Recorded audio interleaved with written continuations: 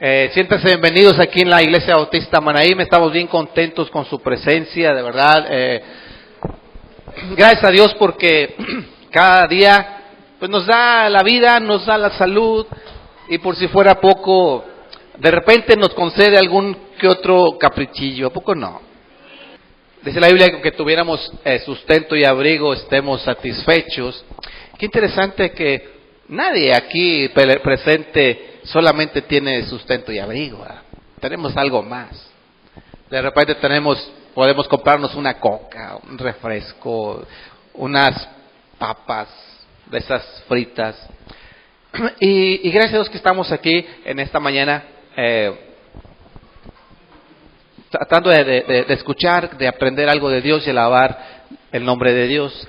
La semana pasada empezamos a hablar ahí en el libro de Proverbios. ¿Se acuerdan? ¿Cómo se llama la serie? ¿Sí se acuerdan, verdad? Una mente maravillosa. Dios quiere que tengamos una mente maravillosa, ¿verdad? Y vimos que dice ahí los proverbios de Salomón, hijos de David, rey de Israel. Estudiamos lo que significa la palabra proverbios. ¿Se acuerdan de dónde viene la raíz de la palabra proverbios? ¿Se acuerdan? Que tiene que ver con una sabiduría. ¿Se acuerdan? ¿De qué recuerdan de la palabra proverbios? ¿Cómo? Chopin. Cápsulas de sabiduría, perfecto. La palabra es mashal. ¿Sí se acuerdan? En hebreo, que significa cápsulas de sabiduría o sabiduría en cápsulas, sabiduría resumida, encapsulada. Como decíamos, cuando te tomas un extracto de complejo B o extracto de, extracto de bacalao. No te comas todo el bacalao, te tomas una capsulita, lo que es el extracto. Así, lo que serían muchas palabras de un discurso resumidas en una frase, estos son los proverbios. Los proverbios son sabiduría encapsulada, y el hebreo es mashal.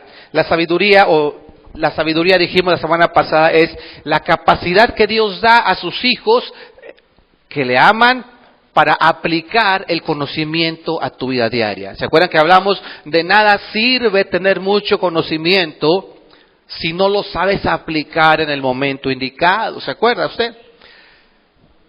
Dios nos ha enseñado muchas cosas en la palabra, a través de tu lectura diaria, en las enseñanzas y todo. Pero si no lo sabemos aplicar cuando es necesario, eso no es sabiduría.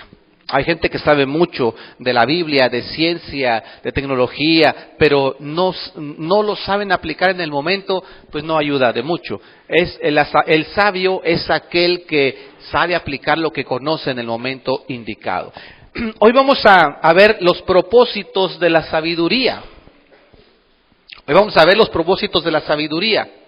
¿Para qué Dios nos deja la sabiduría? ¿Qué es lo que pretende Dios con hacernos sabios? Ya dijimos que al hombre que le agrada, o sea, que agrada a Dios, que trata de agradar a Dios, dice, Dios le da sabiduría. ¿Se acuerdan que lo vimos la semana pasada? ¿Para qué nos quiere Dios dar sabiduría? ¿Para qué? Vamos a estudiar hoy y tal vez el próximo domingo, vamos a hablar de los propósitos de esta sabiduría. Hoy vamos a empezar con esto.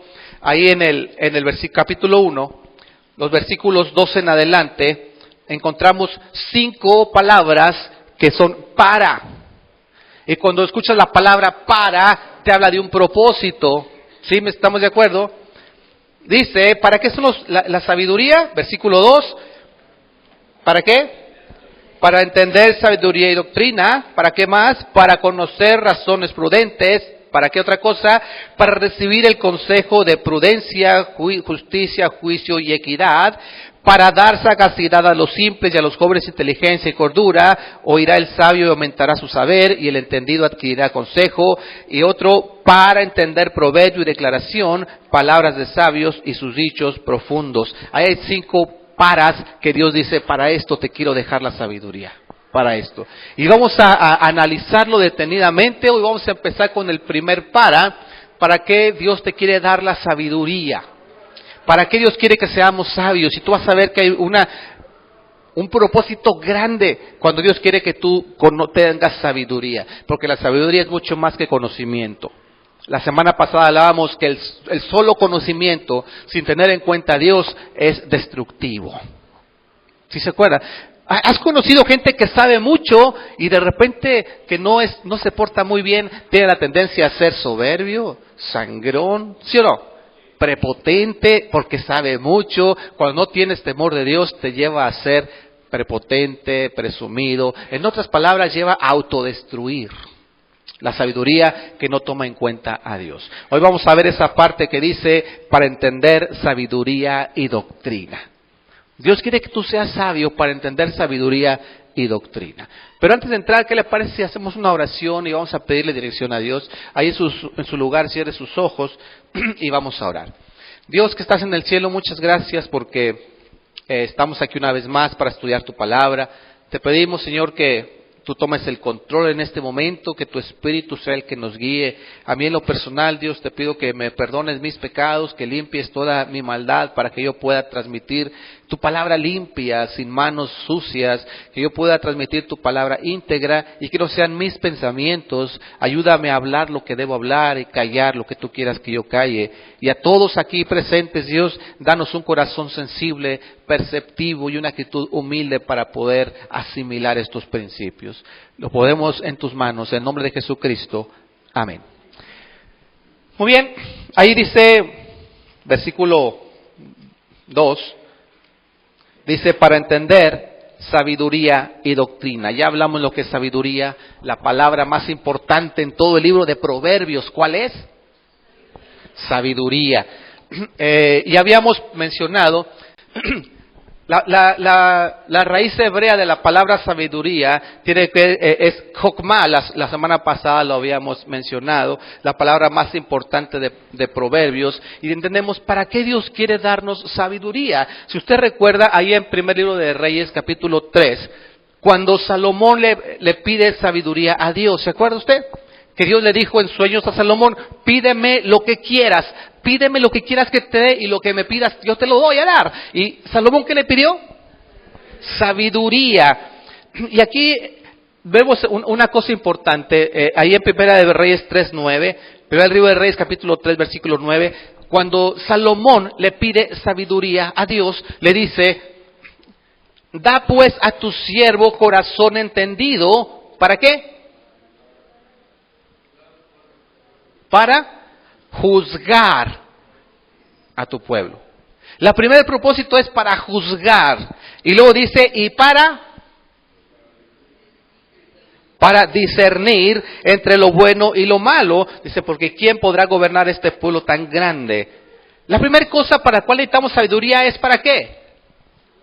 Juzgar. Y juzgar, al entender la palabra, ¿para qué? ¿Qué significa juzgar? Encontramos que tiene que ver con pronunciar sentencia, a favor o en contra, vindicar o castigar, culpable o inocente, muerte o vida. Entendemos que es juzgar. Y para juzgar hay que hacerlo de manera correcta, sin temor a equivocarnos. Porque te has fijado que muchas veces al juzgar se juzga mal, a un inocente se pasa como culpable, o a un culpable se pasa como inocente por falta de sabiduría. El juzgar, Dios nos da esa capacidad de juzgar, pero principalmente para juzgar entre lo bueno y lo malo, discernir entre lo bueno y lo malo, diferenciar. Salomón como rey, ahí el rey de Israel tenía que juzgar a todo el pueblo y tenía que discernir lo que está bien y lo que está mal para poder emitir un juicio. ¿Estamos de acuerdo? Y a veces es difícil emitir un juicio en cuanto a lo que está bien y lo que está mal. Por ejemplo, a veces llega gente y pregunta, oye, ¿estará bien que yo vea novelas? ¿Estará bien o estará mal que yo diga que la vecina anda con un señor que no es su esposo? ¿Estará bien que yo lo diga? Es cierto. ¿Estará bien que yo lo diga? ¿Y usted qué opina? ¿Estará bien que la otra vecina lo ande extendiendo en la cuadra?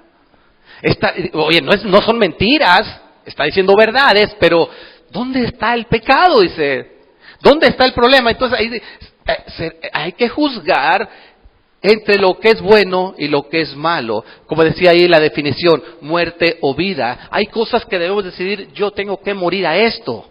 Yo no tengo que volver a tocar esto, porque esto es malo, esto es bueno, esto es lo que yo debo buscar. Entonces te das cuenta, el primer propósito de la sabiduría tiene que ver con el saber escoger lo correcto.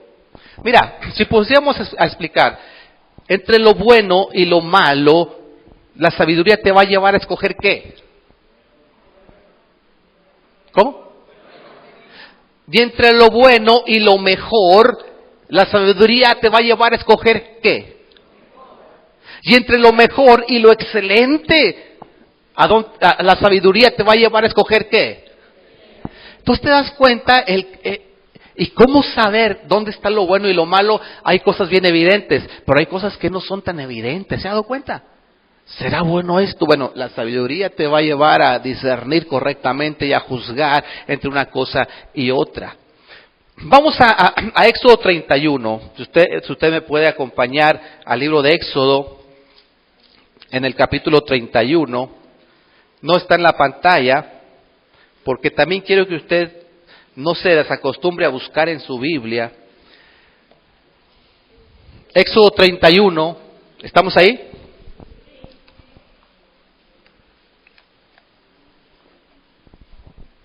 Dice el versículo 1, habló Jehová a Moisés diciendo, mira, yo he dado por nombre a Bezaleel, hijo de Uri, hijo de Ur, de la tribu de Judá.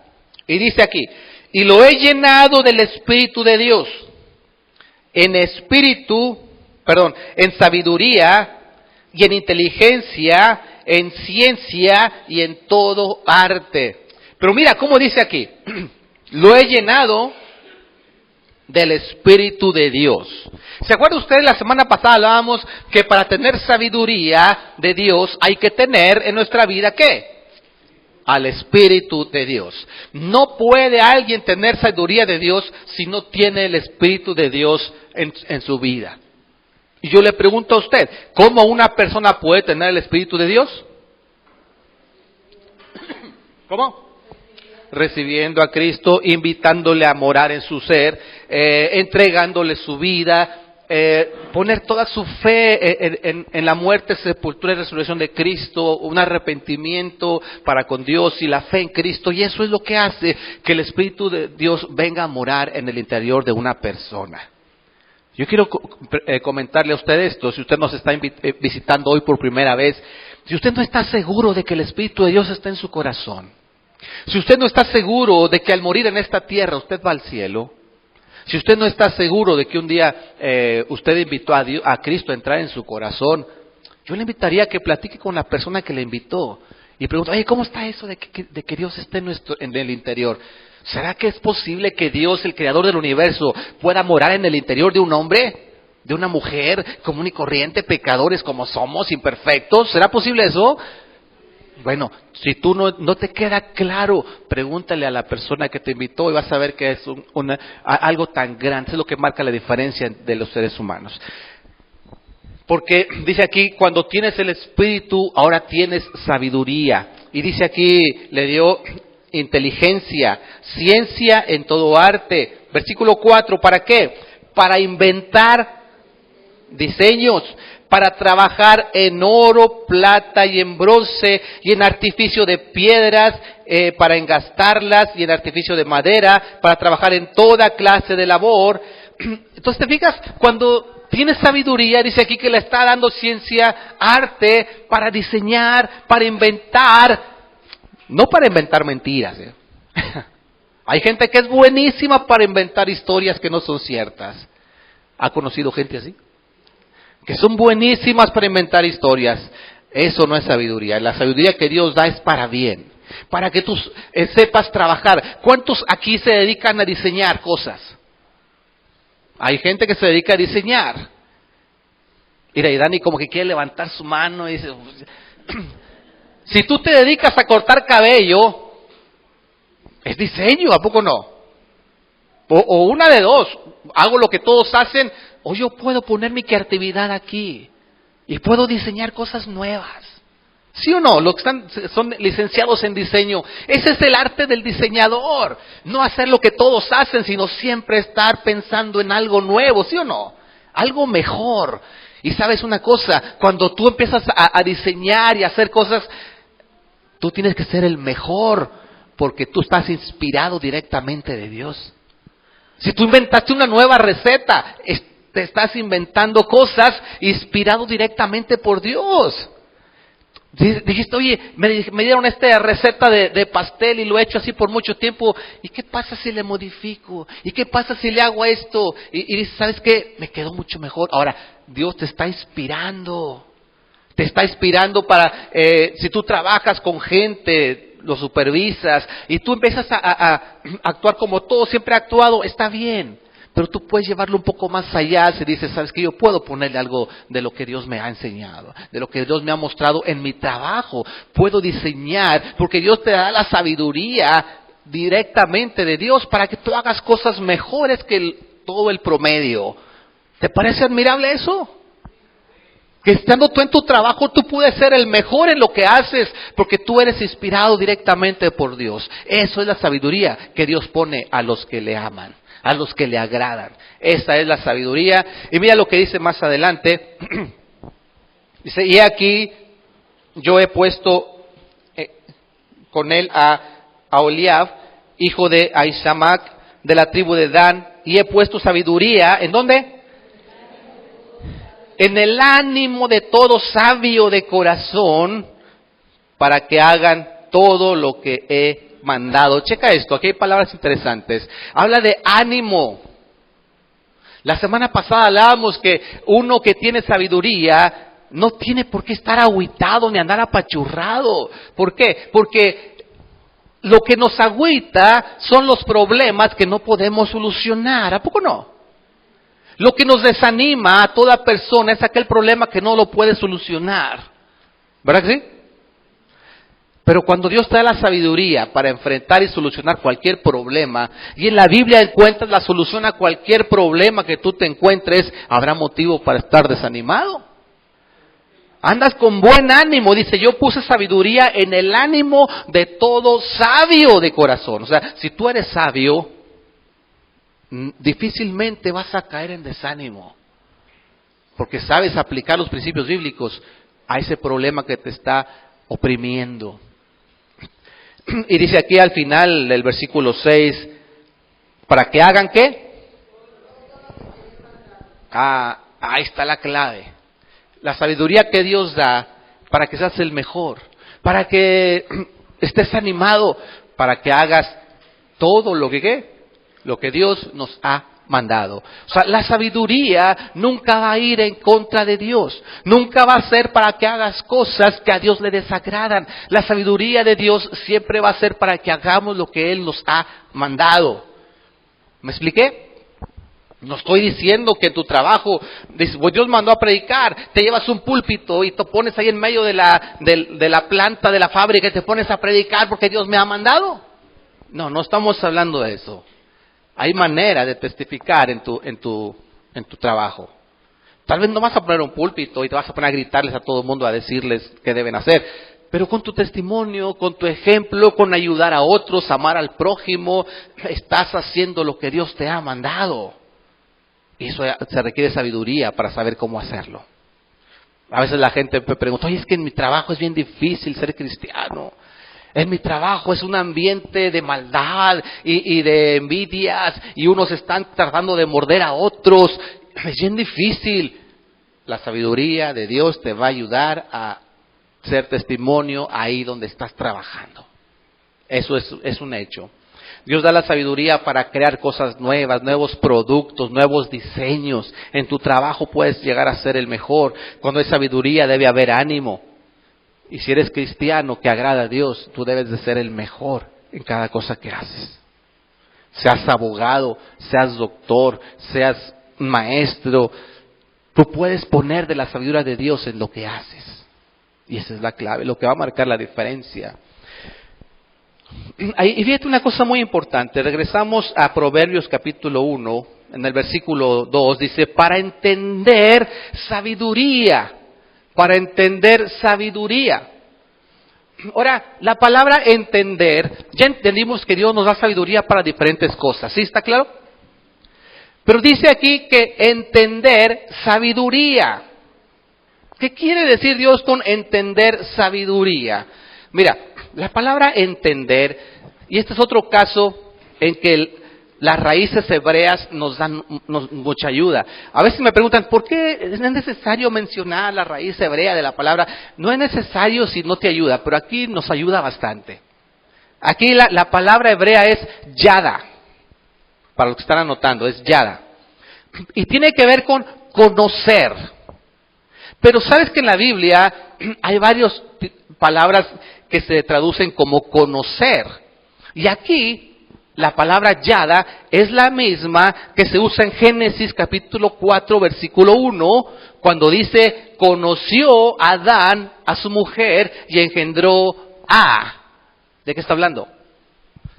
Cuando dice, conoció Adán a su mujer y entonces Eva engendró a. Cuando en la Biblia dice, y José aceptó a María, pero no la conoció hasta el día de su alumbramiento. El conocer en la Biblia, en este sentido, con la raíz yada, no es de, hola, ya te conocí, ¿cómo estás? Mucho gusto en conocerte. No se refiere a eso. Aquí la raíz yada, cuando se está en la palabra conocer, tiene que ver con la relación sexual que hay entre un hombre y una mujer casados. Eso es conocer. Si ustedes recuerdan, ahí en Génesis 2:24, Dios dijo, dejará el hombre a su padre, a su madre, y se unirá ¿a quién? A su mujer, y serán una sola carne. Cuando se llega a ese momento de la relación sexual en el matrimonio es cuando se consuma la unidad entre un hombre y una mujer. ¿Me voy explicando? Entonces, cuando habla de conocer, en este sentido, con raíz yada, está refiriéndose a eso. A esa unión íntima entre un hombre y una mujer, que es cuando más de cerca, más íntimamente se conoce el hombre y la mujer. ¿Estamos de acuerdo? No hay otro momento en que se conozcan más de cerca que ahí. Es cuando se consuma y dice Dios que se hacen uno. ¿Sí me expliqué? Entonces fíjate cómo dice entender sabiduría. O sea, ¿se acuerda que sabiduría es jokomá? En hebreo sería yada jokomá. Ya están aprendiendo hebreo, ¿verdad? Y ahí es donde simplemente te está diciendo entender sabiduría. O sea, está hablando de que Dios quiere que tengamos una cercanía muy estrecha con la sabiduría de Dios. Que nos hagamos uno con la sabiduría de Dios. Que como una acto reflejo, cuando tengamos que tomar una decisión, podamos responder con la sabiduría de Dios. Cuando tengamos que hacer así una acción repentina, reaccionemos con la sabiduría de Dios. Para eso es una relación estrecha. Te haces uno con la sabiduría. Como cuando alguien vas por la calle y alguien te pega, ¿cuál es la primera reacción? A ver, ¿cuál es la primera reacción? ¿Cómo? Para allá. O estás sentado ahí en una sala de espera del seguro y alguien pasa y te pisa el dedo chiquito del pie. Tú traías tus guaraches ahí porque te fuiste corriendo. Y alguien pasó y de esas botas de seguridad y te remuele el dedito chiquito. ¿Cuál es tu primera reacción? ¿Qué sale de tu boca en ese momento? ¿Qué hay en tus pensamientos? ¿Palabras de sabiduría? Querido prójimo, me acabas de lastimar, pero te perdono en el amor de Cristo. No es cierto, no hacemos eso. Bueno, a ese tipo de reacciones, en ese tipo de momentos de reacciones reflejas, es donde dice, si estamos en uno solo con la sabiduría, es cuando por reacción natural salen cosas sabias. Cuando no tienes el tiempo de pensar, a ver, ¿cómo debo reaccionar aquí? ¿Qué es lo que debo hacer? No, hay veces que no hay tiempo de meditar, ¿verdad que sí? Ahí es donde, como un acto reflejo, cuando entre más nos vamos haciendo uno con la sabiduría, más acciones y reacciones sabias vamos a sacar. Muy bien, entonces entendemos por qué dice entender sabiduría. Dios quiere que seamos uno con la sabiduría, para que así de una manera natural Dios te haga el mejor en donde quiera que estés. Para que sepas discernir entre lo que es bueno y lo que es malo, hagas morir lo malo y tú te quedas con lo que es correcto. ¿Me estoy explicando? Una de las principales cosas que Dios quiere es proveer recursos. A través de la sabiduría Dios quiere proveer recursos para tu vida, pero también proveer recursos para la iglesia. ¿Te fijaste cómo dice, ahí cuando estaban construyendo el tabernáculo, en el pasaje que leímos, dice, yo ya he provisto a alguien que sepa trabajar la madera, el metal, el concreto, y también Dios, ¿tú crees que Dios envía aquí a gente a la iglesia que dice, ha llegado alguien aquí que sabe enseñar, son maestros, gente que son diseñadores? En la iglesia hay gente que son pintores, son electricistas, son plomeros, son maestras de niños, maestros de estudiantes grandes, catedráticos, hay de todo en la iglesia. Y tal vez estás ahí sentado y no te has dado cuenta que tú eres esa persona especial que Dios te dio sabiduría para aportar aquí en la iglesia. ¿Me estoy explicando, chicos? Tal vez tú no te has dado cuenta y digas, ¿yo qué puedo hacer ahí en la iglesia? Yo ni sé nada. Te aseguro que Dios te dio sabiduría para que aportes algo en la familia espiritual que es la iglesia. Tal vez tú ni te das cuenta, pero con tu experiencia puedes ayudar mucho a alguien que está sufriendo.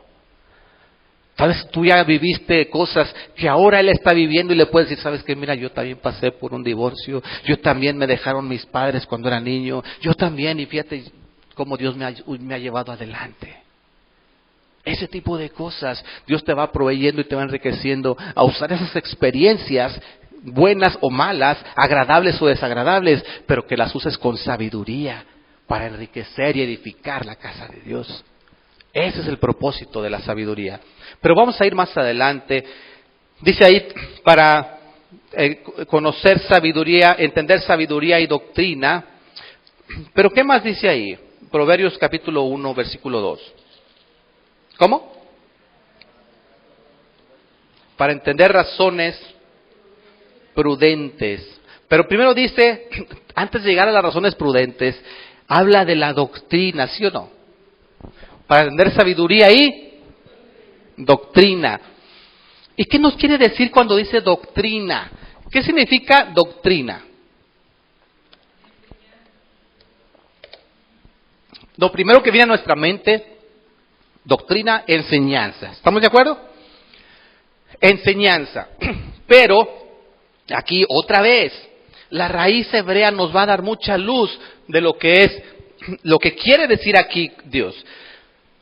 La palabra que se usa como doctrina en la raíz es musar. Musar significa corrección, castigo, reprensión. ¿Sí me estoy explicando? Te voy a dar una musar. Te voy a dar una reprensión. Pero mira, en resumen, tiene que ver con aquello que nos lleva a corregir nuestra vida. La palabra musar en hebreo se refiere a estas cosas que nos llevan a corregir y hacer mejor nuestra vida, y que muchas veces, en muchos casos, tiene que ver con castigo. ¿Qué hacen los papás con los hijos que no obedecen? ¿Qué hacen? No vayan a pensar que está aquí esa de derechos humanos de los niños y que si digo que lo castigo me van a llevar. No. A final de cuentas, dice la Biblia que el padre al hijo que ama, ¿qué hace?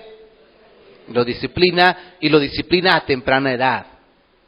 Porque cuando se te crece y no lo disciplinaste a tiempo, puede ser que ya sea demasiado tarde cuando quieras aplicar una disciplina. Ahora, castigo no es lo mismo que corrección. A veces confundimos, decimos, le están dando sus nalgadas al niño, es que lo están disciplinando. Y, entonces nalgadas, se llama disciplina, es que lo están corrigiendo. Mira, aquí se puede usar como sinónimo en muchas veces, pero vamos a diferenciar para efecto de este estudio. Una cosa es el castigo y otra cosa es la corrección. ¿Sabes por qué? Porque cuando un papá castiga al hijo, es con el fin de que se corrija. ¿Estamos de acuerdo? Déjame le digo otra vez. Un buen papá, hablo de un buen papá, una buena mamá. No estoy hablando de esos casos donde hay padres malvados, no, estoy hablando de buenos padres que castigan a su hijo, es con el fin de que su hijo, ¿qué? Se corrija. No es con el fin de desquitarse, no es con el fin de vengarse, porque tú hiciste esto y ahora ven me la pagas y pum, pum, pum.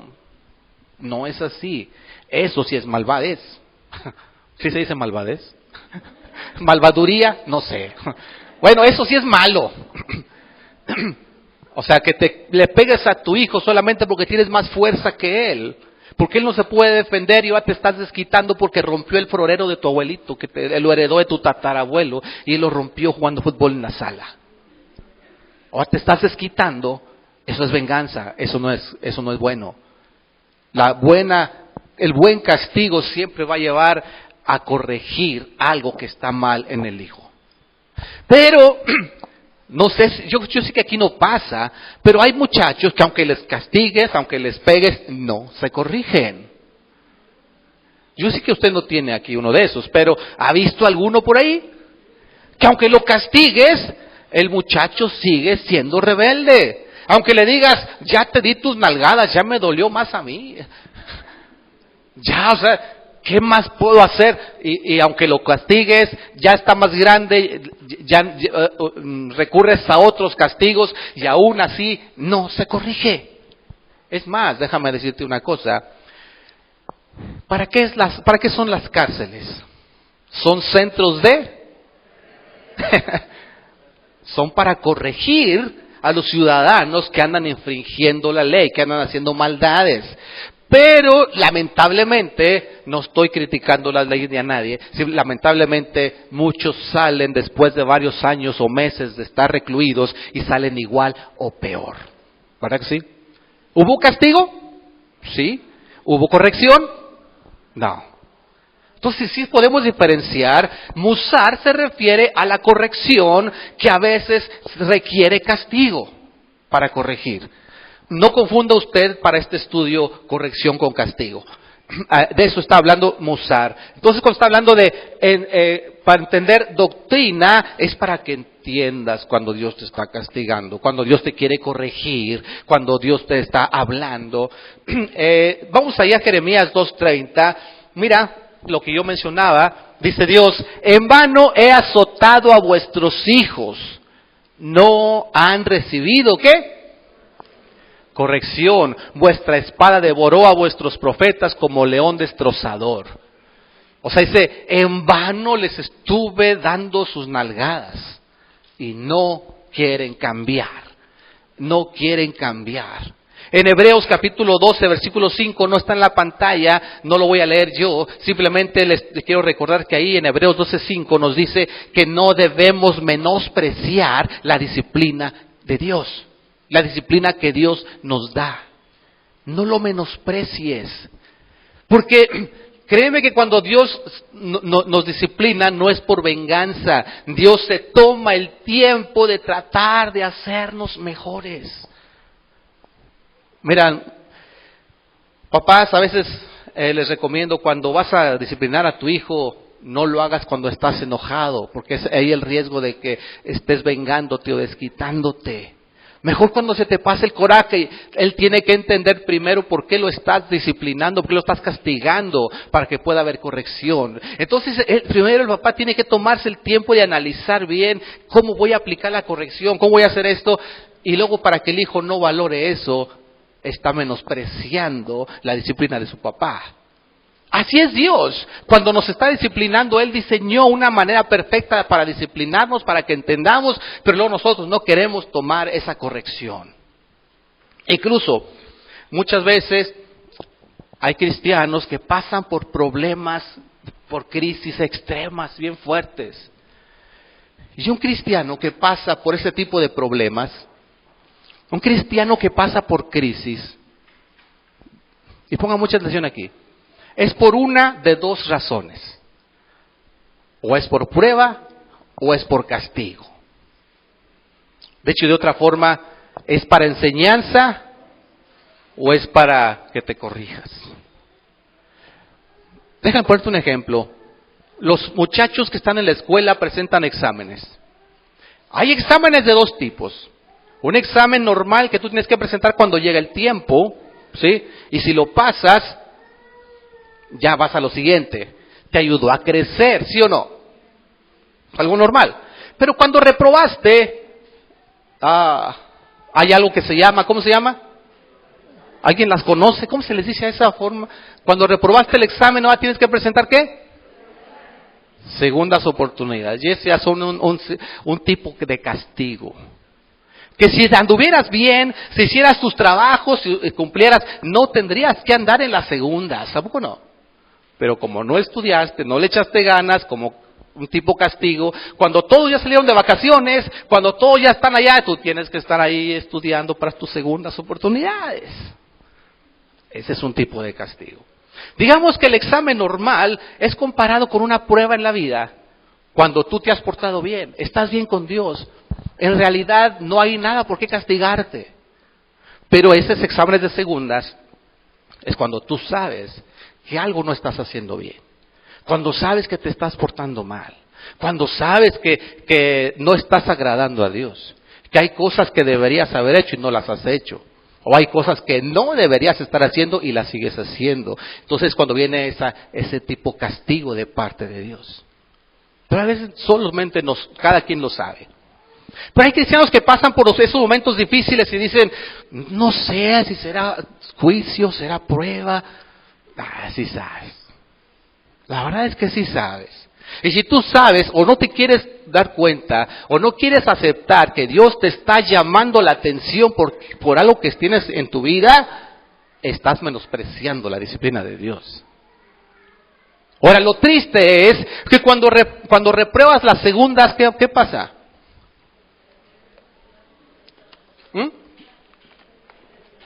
¿Será que te dicen, reprobaste la segunda oportunidad? No te preocupes, vamos a lo que sigue ya. ¿Así te dicen? ¿Qué pasa entonces? A terceras. Y si repruebas terceras, a cuartas, a quintas, tiempos extras, gol de oro y penaltis y aún a veces no sale nada. O sea, examen reprobado, examen que se tiene que volver a presentar. Eso es lo peor. Si tú menosprecias la disciplina de Dios, cuando tú sabes que está pasando un problema y es por causa de un castigo de Dios, una disciplina de parte de Dios, y decimos, no, es que todo está bien, no creo que sea eso, no creo que sea de castigo, yo estoy bien con Dios ahorita. Estás menospreciando, y lo único que va a pasar es que vas a tener que volver a presentar esa prueba. Y luego alguien viene y te dice, oye Priscila, es que esto que estás pasando, ¿no te has considerado que a lo mejor Dios te está reprendiendo por algo que no estás haciendo bien? Y Priscila dice, ¿qué? ¿Qué te pasa? Tú no eres nadie para decirme que... Y se enoja Priscila. No, yo estoy bien. ¿Tú quién eres para decirme? Ya me diste la respuesta. Ya me diste la respuesta. Porque el primer síntoma cuando le preguntas a alguien eso y se ofende, es el primer síntoma de que en el fondo sabes que hay algo mal que no hemos cambiado. Así es que dice Dios, en vano los he azotado. Esa crisis que pasaste es en vano porque no has recibido corrección. O sea, no has recibido musar. No has querido corregirte. Y vamos a un pasaje más. Dice ahí, oh Jehová, no mirarán tus ojos a la verdad. Los azotaste y no les dolió. Los consumiste y ¿qué? No quisieron recibir corrección. ¿Qué hicieron? Endurecieron sus rostros más que la piedra y no quisieron convertirse.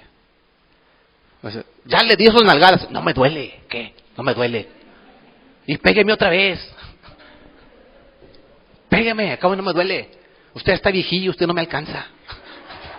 Ya le duele más a usted. Algunos que dicen eso.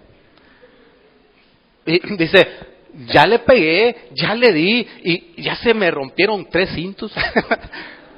Le quito su mensualidad que le doy, ya no le doy domingo, ya no le presto el carro, eso ya está más grande. Y pero aún así no quieren entender. Ahí está, chavos. Yo no sé si aquí tengo que hablar a los jóvenes que no quieren recibir corrección y porque dicen, no, ya estoy grande, ni me duele, pégueme, al cabo que... Ay, dice, les pegaste y no les dolió, los consumiste y aún así no quiere recibir corrección. Yo soy quien soy y que no, ¿cómo dice? Yo soy quien soy y no me parezco a nadie, no soy monedita de oro para caerle bien a todos. Sí, así es que endurecieron sus rostros y no llora, que llora, no lloro. Endurecen sus rostros.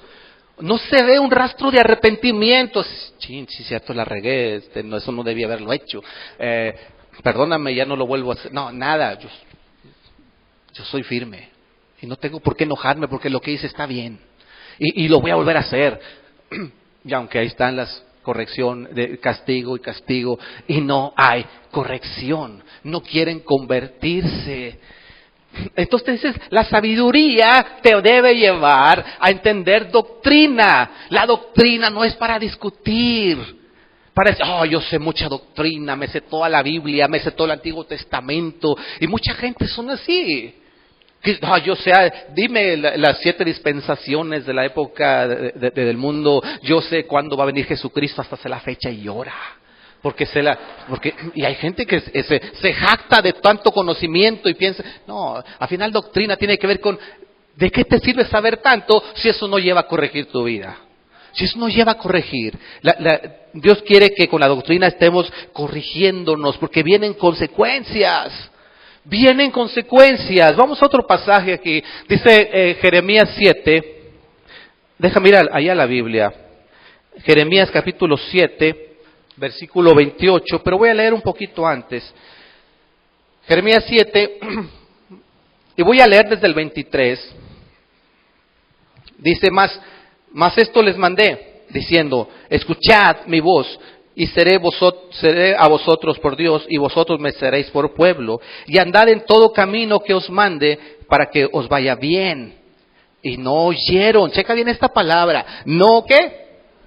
No oyeron, ni inclinaron su oído, antes caminaron en sus propios consejos. ¿En qué? En la dureza de su corazón malvado, y fueron hacia atrás y no hacia adelante. Desde el día de vuestros padres que salieron de la tierra de Egipto hasta hoy, y os envié a todos los profetas, mis siervos, enviándolos desde temprano, y sin cesar. O sea, ya les advertí, ya les mandé aconsejar, ya les dije.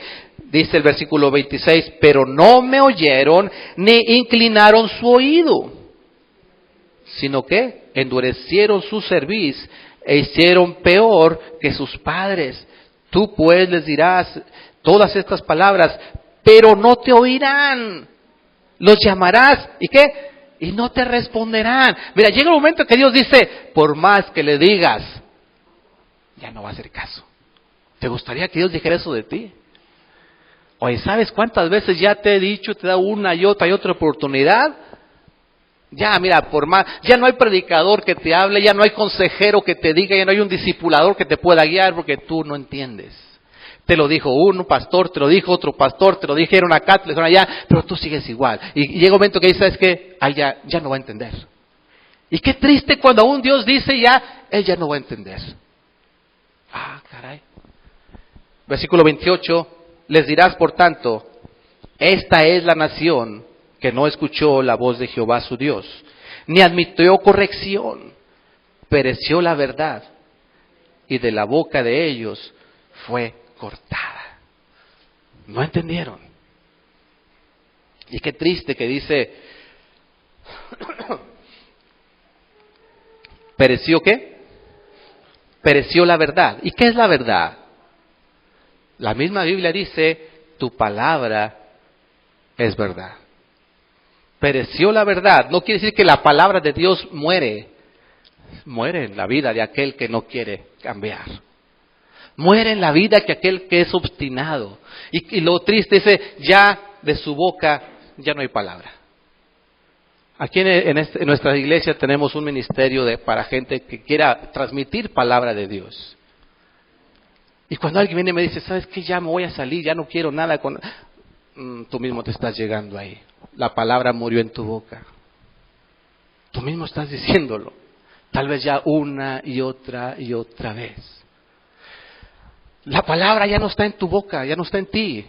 Ya cuando vas a la Biblia, dices, ya Dios no me muestra nada. No me disfruto de leer la Biblia como al principio. Estoy en la iglesia y ya no me siento como antes. La palabra está muriendo en tu vida. Porque no quisiste cambiar.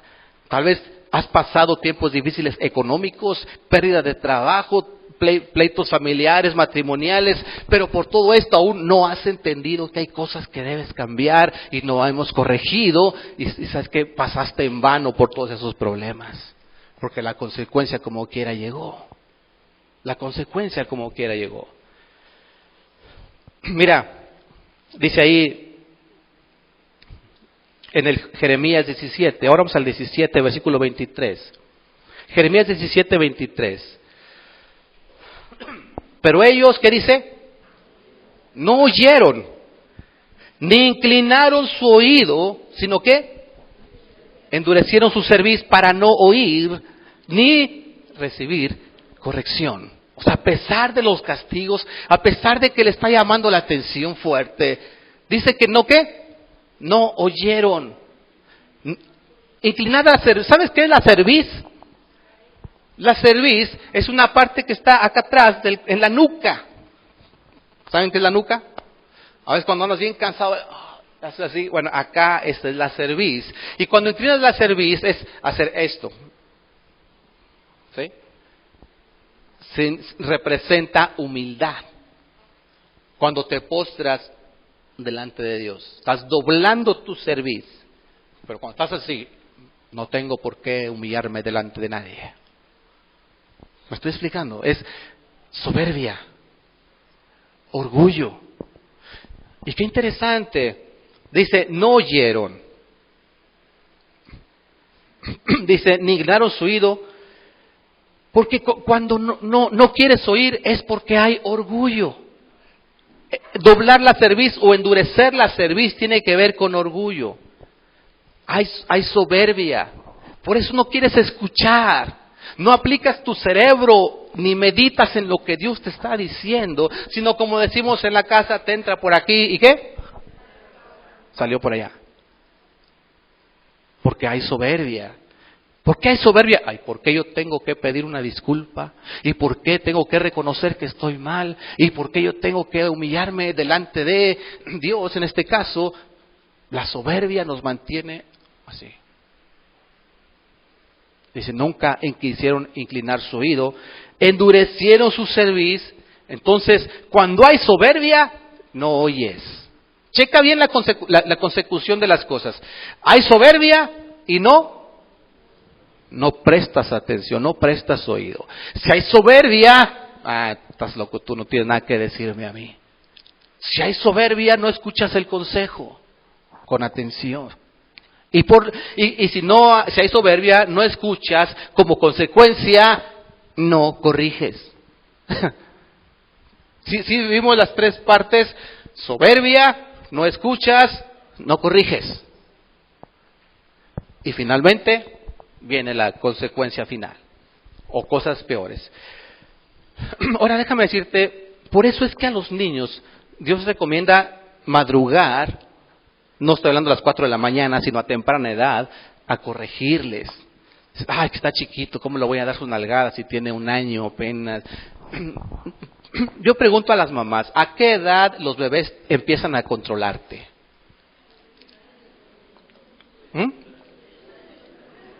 Desde que están en el estómago. Sí. Te tienes que poner en la posición que ellos quieren. O te obligan y te dan patadas. Se encajan hasta que no te pones como ellos quieren que te pongas, en la posición que a ellos les gusta. Ya cuando salen a la luz, ya están acá, ellos manipulan si el papá, mamá los deja. ¿Sí se han dado cuenta de eso? Ahora, déjame decirte aquí una cosa muy importante. Desde que empieza a tener conciencia de que puede manipular, se empieza a generar esa naturaleza. El niño cuando nace es bien inocente, ¿verdad? Pero cuando empieza a tomar conciencia de que puede manejar y lo que es la rebeldía, entonces empieza a generar lo que es el pecado en su vida. Tal vez al año, tal vez antes, otros después, pero ya empieza a generarse eso.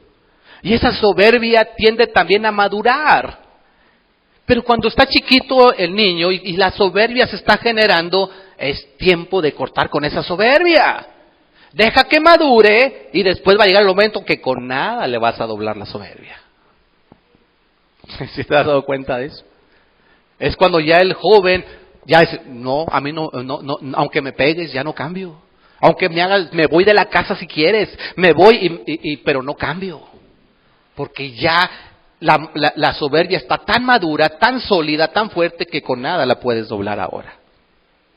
Y muchas veces esos nalgaditas que no le quisiste dar al bebé, se las va a dar otro mucho más fuerte cuando sea grande. La vida lo va a golpear. Cuando es niño, que está en tu casa, tal vez tú detengas tu mano cuando dices ya. Pero va a haber, cuando sea grande, alguien no va a detener su mano sobre el castigo que va a tener que dar. Por eso mejor desde pequeño hay que tratar de doblar esa soberbia.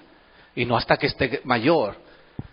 En nuestra vida espiritual, cuando un cristiano viene contento, pero si no tratamos de guiarle a que doblegue esa soberbia delante de Dios, empiezan a pasar tiempo en la iglesia, en una iglesia, en otra iglesia, pero la soberbia lo único que está haciendo es madurar y fortalecerse, y ya llega el momento que dice, ay, no me gusta lo que está diciendo el pastor, me voy a otra iglesia. No me gusta lo que me dijeron ahí, yo me voy a buscar otra iglesia. Y yo me gustó esto, y estamos, porque ya la soberbia ha madurado tanto, ya conocemos Biblia, que nos sentimos tan fuertes, pero conocemos la enseñanza, pero no tenemos sabiduría para corregir, y la soberbia ya se apoderó, tomó el control. Por eso, checa esto, si hay soberbia, no escuchas, y si no escuchas, no hay corrección. Dice Deuteronomio 6:4, por eso Dios le decía a Israel, oye Israel, porque el oír es clave.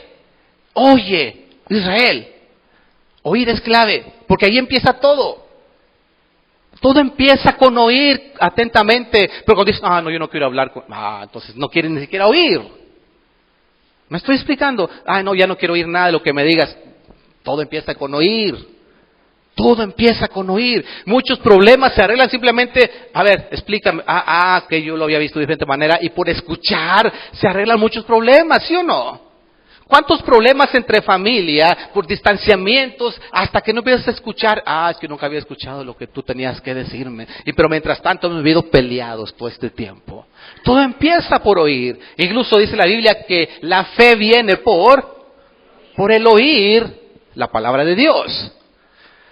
O sea, en otras palabras, aún desde el momento de nuestra salvación somos salvos por empezar a oír. Por eso ahora Dios le dice a la nación de Israel, oye.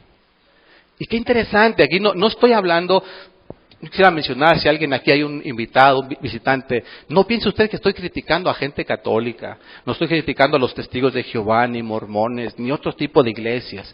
Yo respeto a cada postura, yo estoy hablando aquí a la iglesia bautista Manaim, que me interesa que sean sabios, que cada persona aquí pueda crecer en sabiduría, que tengamos la humildad, echemos a un lado la soberbia y podamos decir, yo quiero escuchar lo que Dios me tiene que decir. Y si hay algo que tenga yo que cambiar, lo voy a cambiar.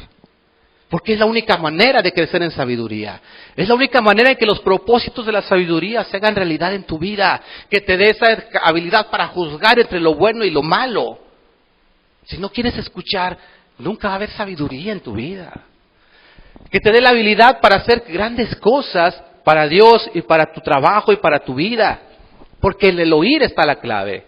Por algo dice Dios, Jesucristo escribe 7 cartas a 7 iglesias en el libro del Apocalipsis y les dice, el que tenga oídos para oír, oiga. O sea, en otras palabras, el que tenga la actitud de oír, escuche lo que le tengo que decir. 7 iglesias, de las cuales a 5 les dice, arrepiéntete. Arrepiéntete. Que haya corrección en tu vida. No basta con saber mucho de la Biblia. No basta con pasar mucho tiempo en la iglesia. Es que haya esos cambios, que se dé esa corrección que Dios quiere. La mayoría de la gente no quiere oír. ¿Se ha dado cuenta de eso? Pues no, mira, yo te acepto tu amistad, si te puedo ayudar en algo, ahí estoy, pero no me hables de lo... ¿Ha escuchado gente así? Estoy hablando de gente que no quiere nada con Dios.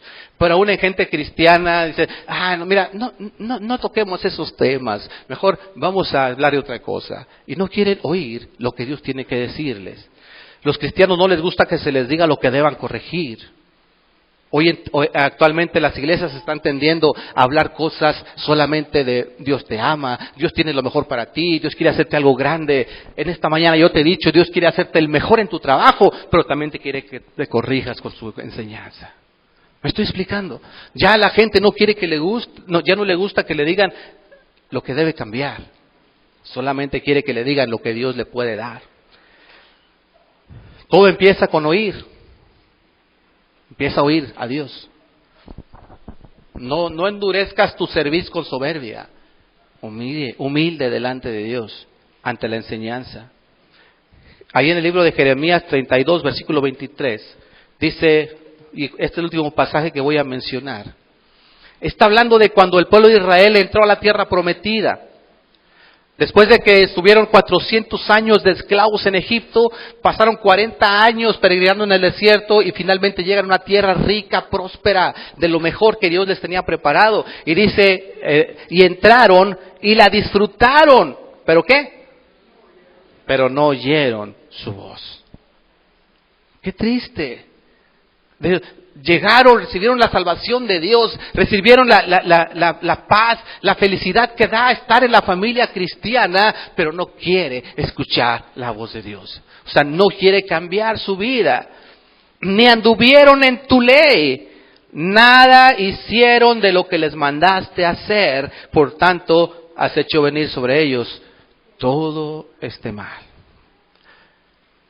Yo quisiera decirle, que no sea usted este tipo de personas, que conocieron la salvación, que conocieron la vida cristiana y disfrutan de ella, pero no me pidas compromiso, pero yo no quiero hacer lo que Dios me pide, porque yo estoy a gusto, tal vez no soy tan pecadorzote para andar allá de malvado, pero tampoco soy tan santo como para comprometerme con Dios, yo prefiero estar en medio. Y cuando Dios dice estás en medio, ¿qué dice Dios?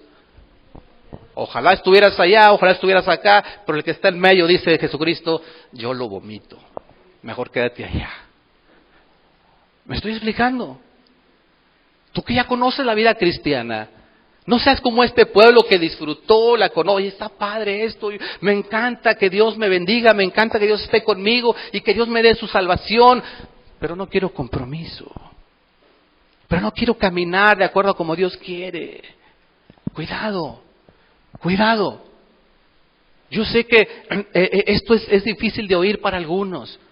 Y no estoy regañando ni tirando piedras a nadie. Te estoy hablando a ti. Yo no conozco tu corazón ni conozco tu vida. Pero tú sí la conoces.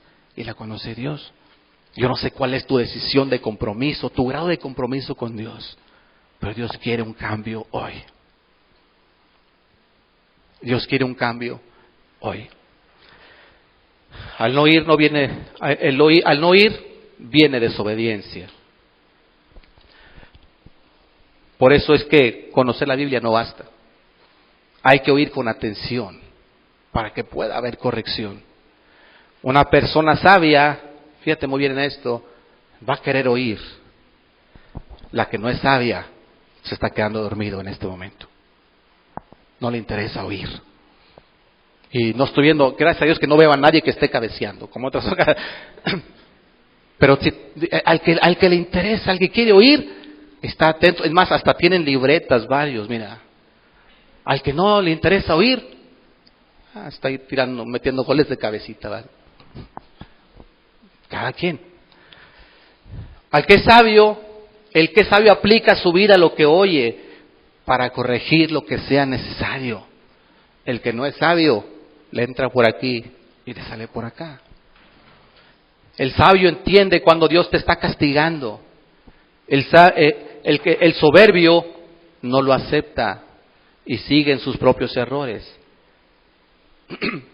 Pero el que es sabio dice, esto que me está pasando es por causa de esto. Son consecuencias de esto. La verdad, o sea, si tú estás viendo hoy en día que las cosas no están muy bien en tu casa, en tu familia, en tus hijos, en tus nietos, en tus yernos, en tus nueras, en tu trabajo, en tu noviazgo, en tu matrimonio, tal vez tenga que ver con algo que Dios te está diciendo, tienes que cambiar esto. El sabio lo entiende, el que no es sabio dice, no, todo está bien. Son problemas como todos tenemos, por ahí la llevamos. El sabio entiende, hay cosas que yo debo cambiar.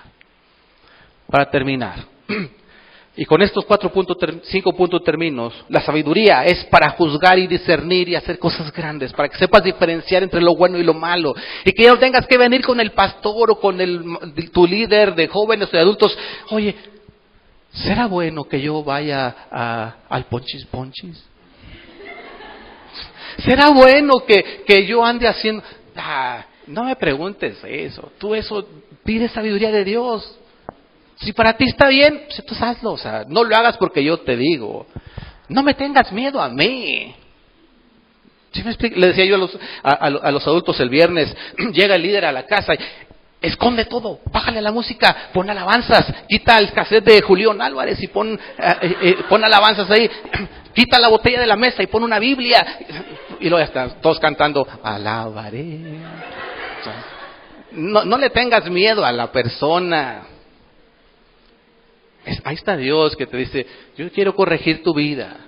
Si hay cosas, oye, si te gusta Julián, no estoy criticando a nadie, simplemente era algo. A mí me encantan las canciones de este cuate. No me sé ninguna, pero digo, a lo mejor a alguien se le gusta y, ¿por qué está hablando con...? No, simplemente fue el primero que se me vino a la mente, y eso porque anda de moda, ¿verdad? Dios te va a ayudar a discernir lo que es bueno y lo que es malo. Si le vas al Tigres o al Monterrey, no pasa nada. No va a decir, entonces Tigres es bueno, Rayados es malo. No, tampoco. O sea, alguien viene y pregunta, ¿qué es lo que Dios quiere? ¿Que le vaya a Tigres o a Monterrey? Por favor, ya. ¿Será malo que vaya al fútbol? ¿Será bueno que no vaya al fútbol? Mira, Dios te da discernimiento cuando creces en sabiduría para entender cada cosa. 2, Dios te da la sabiduría para hacer grandes capacidades. Dios quiere que seas el mejor en tu trabajo, en tu negocio, aquí dentro de la iglesia. Tú puedes aportar en sabiduría para que esta obra crezca. 3, hay que conocerla estrechamente, por eso dice entender sabiduría. Dios quiere que te hagas uno con la sabiduría, como una reacción natural, actúes sabiamente, es lo que Dios quiere. 4, la sabiduría es para recibir corrección. La sabiduría no solamente para conocer mucho, ni solo para ser muy hábil, sino para corregirnos día con día. Y 5, la sabiduría es para recibir corrección, hay que oír. Si tú quieres recibir corrección correctamente, hay que oír. Y eso implica ser humildes, eso implica obediencia, doblar tu cerviz delante de Dios. Cierre sus ojos y vamos a orar. Dios que estás en el cielo, muchas gracias, porque tú nos has mostrado cosas grandes de la sabiduría.